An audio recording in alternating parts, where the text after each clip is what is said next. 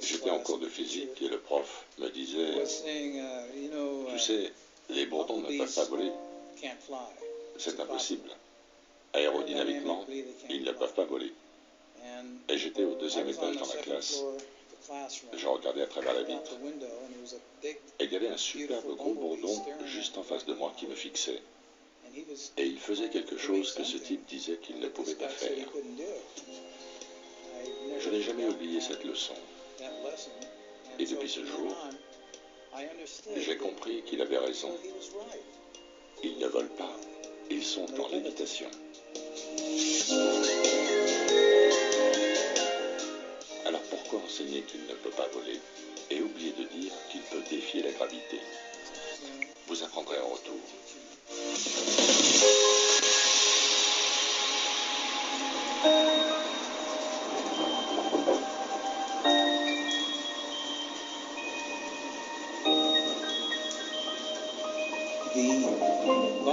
Quand le bourdon commence à battre des ailes, il y a comme une cavité dans son système, une partie creuse. Et alors qu'il bat les ailes, l'énergie commence à y résonner, dans un mouvement de va-et-vient, similaire à l'effet d'un contrute brisant un verre de cristal. C'est la même chose. Ce qu'ils font, c'est de la résonance. Et finalement, ils atteignent la bonne fréquence du champ de résonance autour d'eux. La Terre opère sur une fréquence de 8,5 Hz.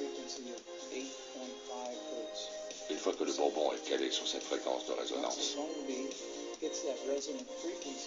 alors une bulle magnétique se développe autour de lui, avec laquelle il se déplace où il veut. Mais moi, j'ai vu ça nulle part dans les bouquins de science. Et vous ne le verrez jamais non plus. Nous faisons les choses de manière conventionnelle, et entre les deux, la différence est énorme. Oups, est-ce le dévoilement interdit d'anciens secrets? Bonjour à tous. Dès le mois de mars, les reines des bourdons qui, sortant de leur hibernation, se mettront à voler au ras du sol à la recherche de fleurs à butiner. Et durant 2 à 3 semaines, toutes ces reines bourdons vont se gaver de nectar et de pollen avant d'aller chercher un nouvel endroit pour nidifier et créer leur nouvelle petite colonie. Avec leur corps massif et leurs petites ailes, elles semblent défier les lois de l'aérodynamisme. Et déjà en 1930, l'entomologiste français Antoine Magnan avait noté que le bourdon, trop lourd pour l'importance de ses ailes, devrait logiquement rester cloué au sol. Et pourtant, comme vous le savez, les bourdons volent. Nous savons qu'ils peuvent se maintenir en l'air grâce à leurs 200 battements d'ailes par seconde. Et chacun de ces mouvements d'ailes se fait en forme de 8. Ce ne sont pas vraiment le battement des ailes qui les ferait voler. Quand le bourdon bat des ailes, il crée autour de lui comme une sorte de cavité creuse.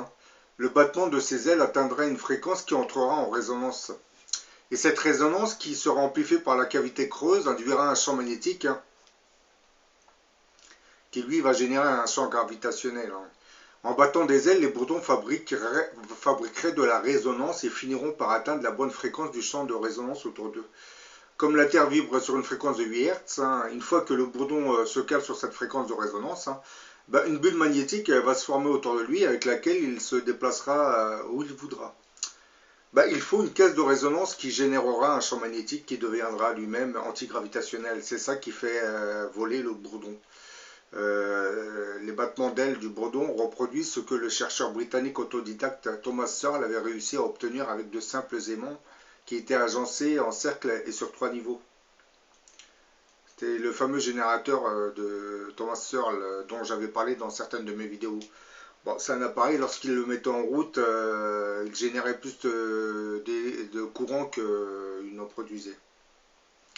Et arrivé à un certain stade, son générateur lévitait, c'est-à-dire il montait carrément dans les airs. Et ce Thomas Searle aurait testé plusieurs de ces disques, et bon, d'après ce qu'ils nous ont dit, lorsque ces disques atteignent une certaine vitesse, du moins les aimants qui sont à l'intérieur, puisque les aimants sont positionnés en forme de cercle, et vous avez 3 niveaux. plus vous allez vers le niveau extérieur, et plus le nombre d'aimants en cercle augmente. Ce qui se passe, c'est que lorsque le premier niveau s'enclenche, ça crée un champ magnétique. Celui-là, il va se coupler au deuxième niveau du cercle, et ensuite au troisième, ça va créer un champ électromagnétique immense. Arrivé à un certain stade, le champ électromagnétique va générer un champ antigravitationnel. Et à ce moment, l'appareil va s'élever dans les airs et carrément, comme il explique, aller vers l'espace, hein, parce qu'il a perdu 5-6 disques comme ça. Mais bon, comme vous le savez, les travaux de Thomas Searle ont été quand même censurés par le gouvernement britannique. Hein. Et cela, comme vous le savez, c'est à cause des intérêts des compagnies pétrolières qui ne voulaient pas de système de propulsion concurrent à celui des hydrocarbures.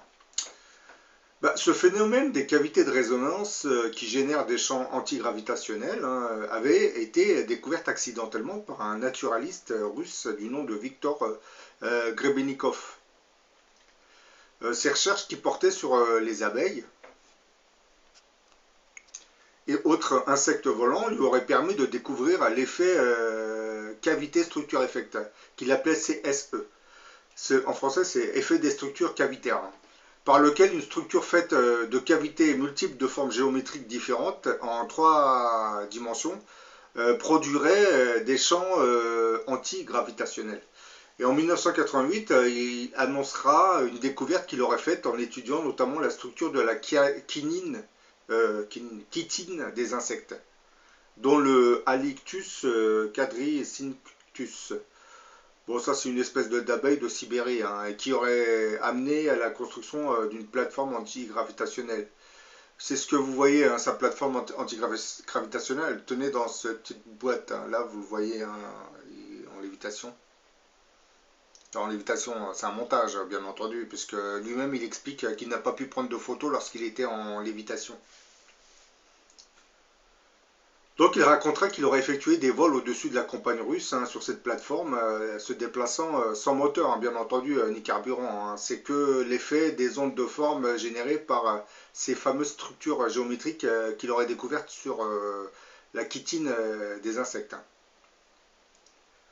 Les ondes de forme qui étaient générées par certaines structures géométriques de la chitine des insectes, hein, ne produisaient pas simplement que de l'antigravitation. Hein. Elles pouvaient aussi altérer le temps, hein, stimuler l'invisibilité et bien d'autres effets. C'est pour cette même raison que le naturaliste russe Grebennikov n'avait jamais voulu révéler l'espèce ou le genre de l'insecte à partir duquel il avait découvert le phénomène antigravitationnel. Il avait entre autres remarqué que les insectes capturés là-bas disparaissaient de ces tubes à essai, hein, des boîtes ou autres contenants, et la plupart sans laisser de traces. Hein. Une fois, un tube s'était écrasé dans sa poche en minuscules morceaux. Une autre fois, il y avait carrément un trou ovale dans le tube de verre, hein, dont les bords avaient du brun comme si c'était de la chitine. Il disait qu'il ressentait souvent une sorte de brûlure dans la poche ou de choc électrique. Hein. Donc il en avait conclu que la structure géométrique de la chitine d'insectes générait une étrange énergie, hein, qui pouvait percer les parois d'un tube à essai. Oui, donc si les insectes arrivaient à quitter les tubes à essai grâce à des trous qu'ils faisaient, c'est qu'ils pouvaient le faire grâce au pouvoir énergétique des formes géométriques de leur quinine, qui se trouvaient sur leur chitine. Et donc à partir de cet instant, ils savaient très bien que c'était une énergie particulière. C'est peut-être pour cette même raison qu'il n'a pas voulu dire quel était le genre d'insecte sur lequel il avait travaillé. Puisque si on peut trouver toutes ces caractéristiques, ça peut aussi devenir comme une sorte d'arme. Oui, ça il l'avait bien compris aussi. Hein. Mais vous allez me poser cette question, comment ce naturaliste russe avait fait cette découverte? Là il nous raconte sa découverte. Hein. Au cours de l'été 1988, il explique alors que j'étais en train d'examiner au microscope les enveloppes de chitine d'insectes avec leurs antennes en forme de plume et la plus fine structure d'ailes de papillon, mon intérêt se porta sur une microstructure géométrique d'un gros insecte. C'était une composition extrêmement bien ordonnée, hein, comme si elle avait été imprimée sur une machine complexe selon des calculs et des plans détaillés très très précis. Je n'avais jamais observé quoi que ce soit dans la nature, dans la technologie ou dans l'art qui ressemble à cet ornement microscopique géométrique. Cette structure géométrique est en 3 dimensions, hein, je n'avais pas pu jusqu'ici la saisir ni en dessin ni en photo. Et je me posais la question de savoir pourquoi un insecte avait besoin de ça. De plus, à part au moment du vol, cette structure au bas du logement de l'aile n'était jamais visible. Était-ce peut-être la balise d'onde avec mon effet de structure à cavité multiple? Un jour, j'avais décidé de placer le petit morceau de chitine concave sur la lame du microscope pour pouvoir encore examiner ces cellules aux étranges formes étoilées, hein, sous un grossissement supérieur. J'ai à nouveau admiré ce chef-d'œuvre de la nature. J'avais placé sur le premier morceau et à l'envers, sans y avoir vraiment réfléchi, un second morceau possédant la même structure cellulaire étrange. Et là, le petit morceau s'est carrément dégagé de mes mains et est resté suspendu au-dessus de l'autre morceau sur la lame du microscope pendant quelques secondes. Puis il a fait une rotation vers la droite de quelques degrés, a glissé à droite, a tourné ensuite dans le sens contraire des aiguilles d'une montre et s'est balancé. Et c'est seulement à ce moment-là qu'il est tombé d'un seul coup sur le bureau. Quand j'ai repris mes esprits, j'ai lié quelques parties ensemble avec un fil, hein, et chose pas facile à faire, hein, et que je n'ai pu réussir qu'en les mettant en position verticale. J'ai obtenu un petit bloc de chitine, hein, à plusieurs couches, hein, et là je l'ai placé sur le bureau. Et ben même un objet relativement plus gros comme une punaise ne pouvait pas tomber dessus. Quelque chose l'avait poussé vers le haut et de côté. C'est quand j'ai fixé la punaise sur le dessus du bloc, observant des choses incroyables, la punaise était devenue pendant quelques instants invisible. Que là, j'ai commencé à réaliser que ce n'était pas une balise, mais quelque chose d'entièrement différent. Je suis devenu encore plus excité, hein. Lorsque tous les objets autour de moi sont devenus flous et tremblants. J'ai repris mes esprits avec un grand effort en 2 heures et je continue à travailler. C'est ainsi que tout avait commencé. Quand il explique que tout autour de lui devenait flou, c'est que cette chitine devait influer sur l'espace-temps aussi. Parce que là, c'était un petit, comment dire, c'était un tout petit paquet de chitine qu'il avait fait. Si vous faites ça sur vous prenez sur une superficie plus grande, vous allez carrément générer des dérèglements spatio-temporels. Bon, si Victor Grebennikov n'a pas voulu divulguer l'insecte sur lequel il travaille, c'est pour les raisons que je viens de vous dire. Parce que ces formes géométriques génèrent certes de l'antigravitation, mais aussi de l'invisibilité et d'autres réactions. Il explique que lors de certains de ses vols, une fois il était tombé sur le sol, mais bon, comme il a voulu retenir son appareil, il y a un énorme champ énergétique qui s'est orienté vers le sol, qui a creusé comme une sorte d'énorme trou. Donc là, ça l'a un peu intrigué, hein, cette énergie. Il commençait à en avoir un peu peur. Donc c'est pour cette raison, même sa plateforme antigravitationnelle, je crois qu'il avait réussi à la démonter pour que personne ne tombe dessus. Mais bon, d'après ce qu'il nous explique, ce Grebennikov, c'est qu'il semble qu'une autre personne aurait réussi à faire la même chose, obtenir les mêmes effets. Puisqu'il aurait entre autres remarqué d'autres trous dans le sol, hein, qui selon lui ne pouvaient correspondre qu'à un système antigravitationnel qui était calqué sur le sien. Donc à ce moment il savait qu'une autre personne possédait ce genre de système.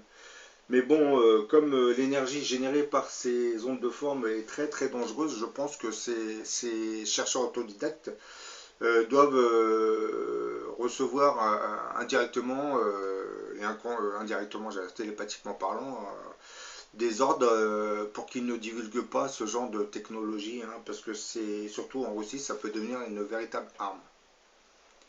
Bien que ça permet de l'éviter avec un petit objet sans moteur, l'énergie qui est générée par ces ondes de forme est très très dangereuse. On peut en faire une véritable arme. Pour en faire une arme, par exemple, type, vous pointez une arme sur quelqu'un et au lieu de le tuer, vous allez lui envoyer un énorme champ d'énergie, un champ de force qui va le projeter à 2-3 mètres en arrière, comme vous voyez dans certains films de science-fiction. Ça, vous le voyez aussi dans le film Minority Report. Hein. Vous savez, ils ont une arme. Quand ils tirent, ils projettent la personne à 4-5 mètres en arrière. Parce que l'appareil génère un champ de force qui propulse la personne en arrière. Donc, avec ce genre de dispositif, vous pourriez reproduire ce phénomène, je pense. C'est qu'un exemple. Hein. Bon, voilà, j'en ai fini avec cette vidéo. Je vous dis à la prochaine. Maintenant, vous savez que les ailes de bourdon ne leur permettent pas vraiment de voler. Hein. En réalité, c'est grâce à une cavité de résonance qui leur permet de léviter. Cette cavité de résonance entre en phase avec la fréquence de la Terre et permet à ces bourdons de voler en réalité.